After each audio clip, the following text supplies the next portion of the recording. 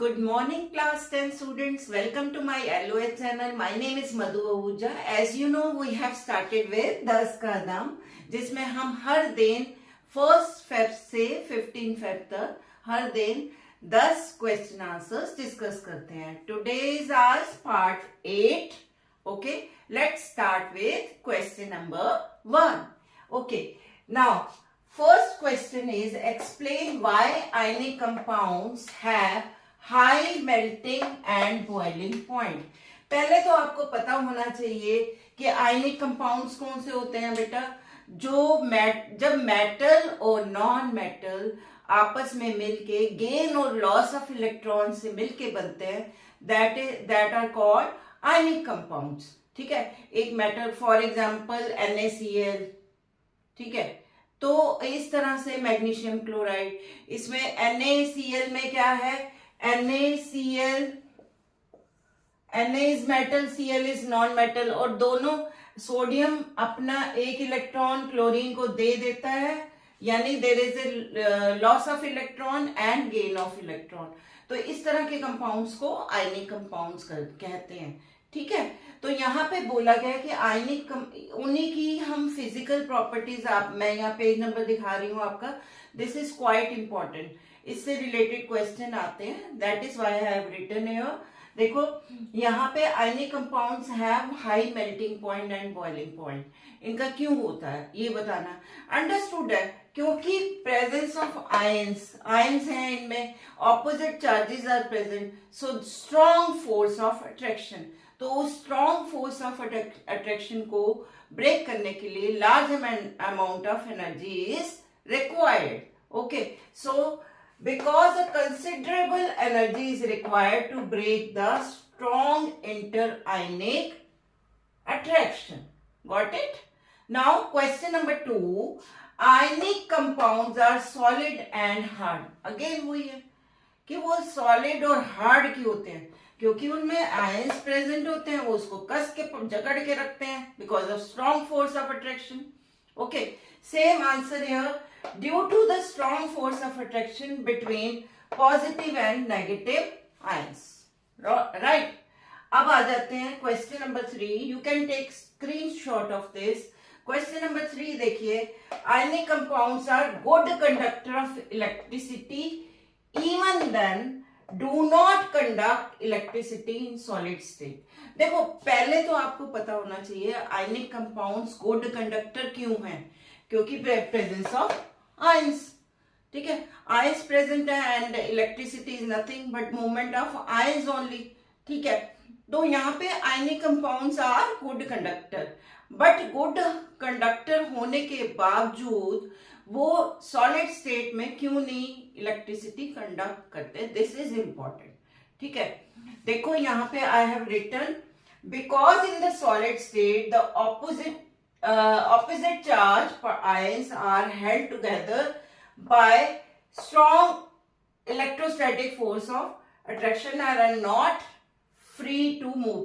देखो solid form में ions एकदम जकड़ के रहते हैं, electrostatic force of attraction is very high. ठीक है, तो वो मूव ही नहीं कर सकते. अगर मूव नहीं कर सकते तो कैसे इलेक्ट्रिसिटी कंडक्ट होगी. बट इन एक्वस फॉर्म यानी वाटर में डिसॉल्व कर दिया या मोल्टन कंडीशन मेल्ट कर दिया उसको, इन दैट केस आयंस अब फ्री हो गए हैं, उस समय आयंस मूव कर पाएंगे. Okay, so when dissolve in ionic compounds, okay, dissociate to produce free ions in the solution, उस समय फ्री आयंस हो जाते हैं. And similarly on melting the ionic compound split to produce free ions in the molten state. That is why molten state में या फिर aqueous solution दोनों ही electricity conduct करते हैं. ओके बेटा, अब हम क्वेश्चन नंबर 4 कर लेते हैं. Aluminium metal is highly reactive metal, still it is used to make utensil for cooking. आपने देखा होगा कि जनरली बहुत से लोग एल्यूमिनियम के बर्तन यूज करते हैं. वाई, जबकि ये बहुत ही हाईली रिएक्टिव है. ठीक है, तो इसमें क्या है बेटा, एल्यूमिनियम जो है ना अपर मोस्ट लेयर ऑक्सीजन के साथ मिलके एल्यूमिनियम ऑक्साइड की लेयर बना देता है, विच इज प्रोटेक्टिव लेयर, जो इनर मोस्ट एल्यूमिनियम को बचाती है कोरोजन से। And another thing is aluminium is cheap, strong and good conductor of heat, जो कि आपको चाहिए खाना बनाने के लिए, ठीक है।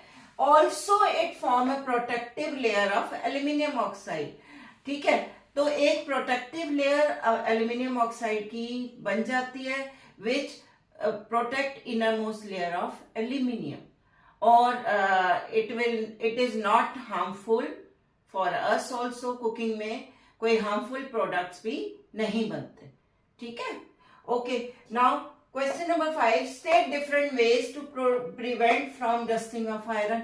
अब रस्टिंग बचाने के लिए हमने पिछली क्लासेस में किया था, पिछले पार्ट्स में, दैट रस्टिंग के लिए दो चीजें चाहिए, one is oxygen and other is water, ठीक है। अगर हम किसी तरह इन दोनों चीजों को ना आयरन तक पहुंचने दे तो क्या होगा, रस्टिंग नहीं होगी। तो we have to cut off the supply of air, ठीक है। तो सप्लाई ऑफ एयर कैसे कट कर सकते हैं, ऑयलिंग करके, ग्रीजिंग करके, ठीक है, या फिर पेंट करके।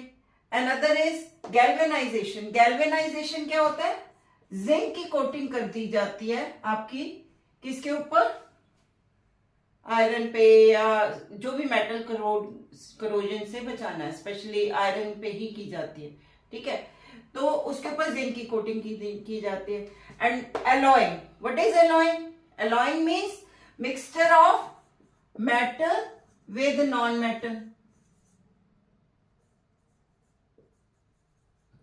एक पर्टिकुलर रेशियो में मेटल और नॉन मेटल को मिक्स कर दिया जाता है, और जिससे कि उसकी प्रॉपर्टीज में क्या होता है, करोजन से बच जाता है, प्रॉपर्टीज इंप्रूव हो जाती हैं, ठीक है। For example steel, stainless steel, okay.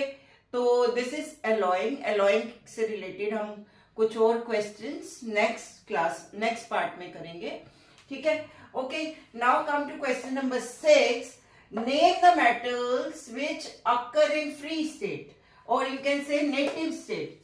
अब इनमें से कौन कौन से मेटल्स हैं, gold, silver, platinum and copper. And in this silver, आपको always remember silver and copper दो ऐसे मेटल्स हैं जो फ्री स्टेट में भी मिलते हैं और कंबाइंड में भी, बट गोल्ड एंड प्लेटिनम कभी किसी से रिएक्शन नहीं करते, हमेशा अकेले मिलेंगे, ठीक है। तो अर्थ से निकालेंगे तो आपका प्योर गोल्ड मिलेगा, not in combined state. Only thing is जो इम्प्योरिटीज हैं, डस्ट, सैंड वगैरह वो लगी होंगी, उसको साफ करना होगा, अदरवाइज कंबाइंड स्टेट में नहीं होगा। Okay, now next one more important question is what do you mean by anodising. Anodising is again a process of thick layer of aluminium oxide कर दी जाती है मेटल के ऊपर, चाहे वो आयरन के ऊपर हो, करोजन बचाने के लिए। अभी हमने बताया कि यहाँ पे एल्यूमिनियम अपने आप ही एल्यूमिनियम ऑक्साइड अपने ऊपर बना लेता है, तो यहाँ पे हम आयरन के ऊपर एल्यूमिनियम ऑक्साइड, और जो aluminium oxide is non reactive, it will not crore, ठीक है। तो यहाँ पे इसके ऊपर आयरन वगैरह पे एल्यूमिनियम ऑक्साइड की कोटिंग कर दी जाती है to prevent it from corrosion, ठीक है।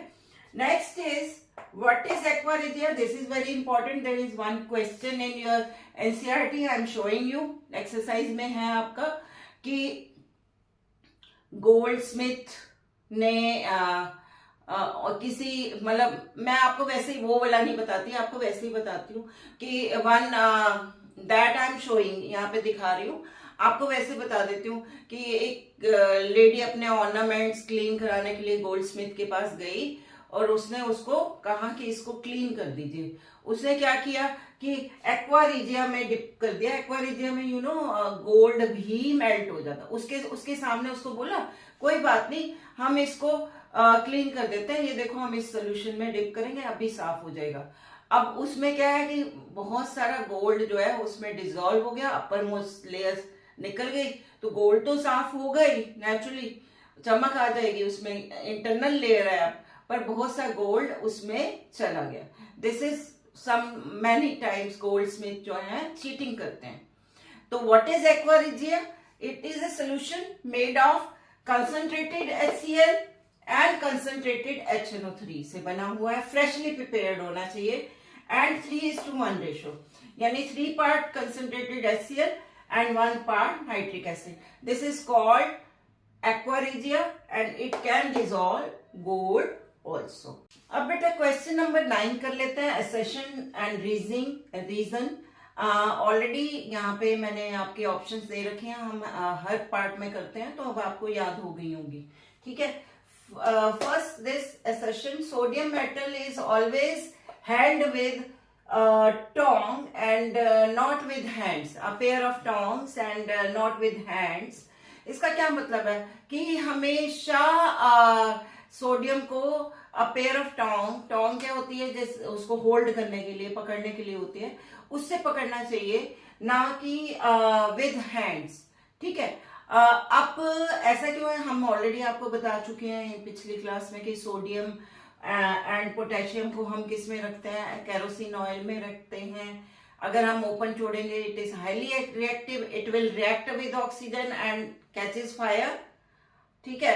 इसीलिए जब उसको पकड़ना है तो हाथ से नहीं पकड़ना, अगर हाथ से पकड़ेंगे और बाहर जैसे ही निकालेंगे वो क्या होगा, इट कैचेस फायर।